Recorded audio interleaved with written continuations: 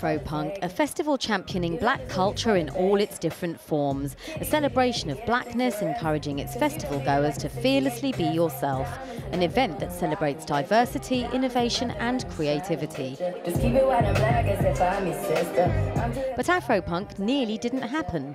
Organisers say they were asked to fill out a risk assessment form, which often means that events like this can be cancelled at the last minute. If I would have known that the 696 form was something that we would have had to have gone through, I probably wouldn't have come here with the festival. Like, you want to be embraced. What we do is a really important cultural event. We've been bringing people together for many, many years. We reach 40, 50 million people a week online. This is our celebration, with never a fight or an arrest at anything we've ever done. There was a fear that we were possibly going to be denied or shut down. I never thought it would ever apply to us because we have Leanne LaHavis, we have a band called The Bots on, a punk rock band. So why was this event suddenly targeted by the 696 form?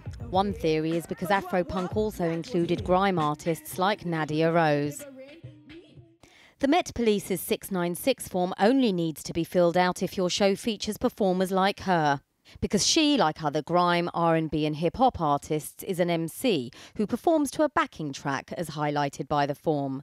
Details needed: a name, date of birth and address of the promoters and artists. This information is then sent to the Met's central licensing team, who are likely to do criminal background checks. The police can then cancel an event without giving a reason why. In a statement, the Met Police said, "Some events can be problematic and in some cases have resulted in serious violence and disorder. Cancellation of an event is only advised where a clear risk to public safety has been identified. The police do not cancel events. This is a decision for the event organiser." They added that they welcome the opportunity to review the Form 696 process. This form is not just affecting London. A version of it is being used by 16 other police forces in England.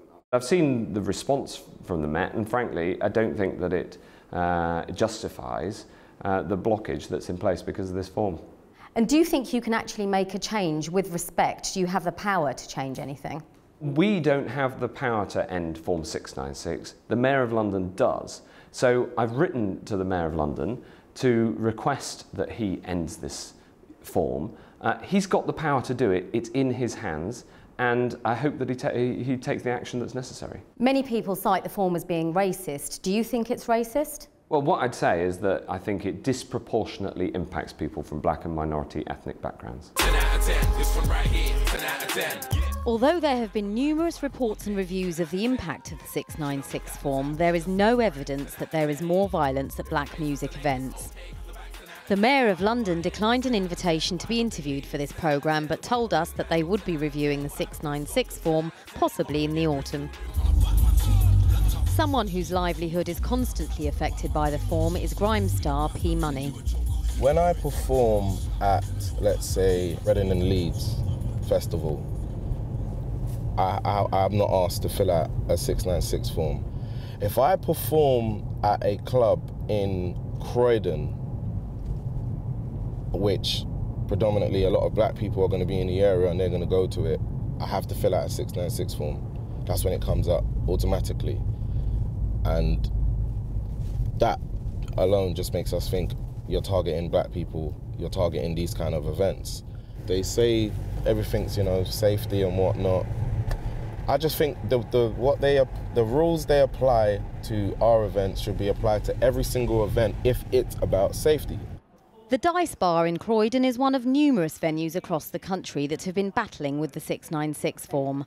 Last March, they received warnings from the Met Police telling them not to play certain types of music. I received an email and a letter from the police saying that bashment is an unacceptable form of music. I interpreted that they didn't want people who listen to that music, predominantly perhaps black or Jamaican people, coming to the town centre.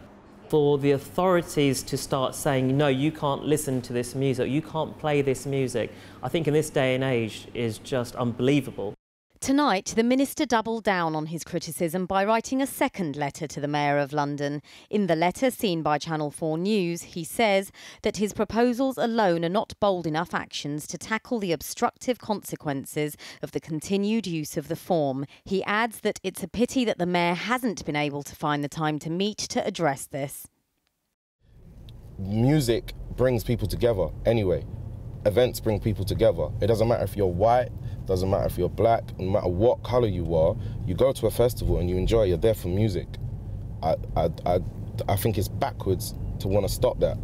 And I'm on a stage and I can look at 10,000 people and I don't see colour, I just see 10,000 people together singing the lyrics of an artist they're watching. Why would you stop that?